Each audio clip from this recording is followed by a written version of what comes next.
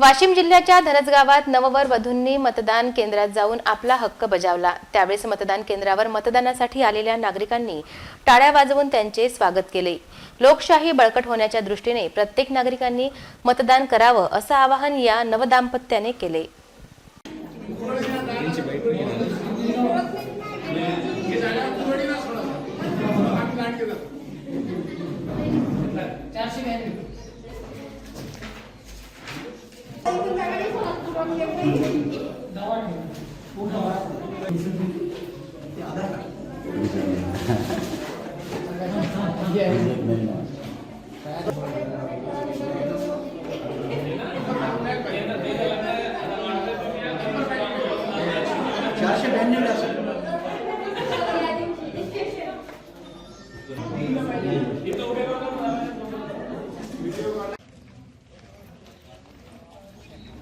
हळूहळू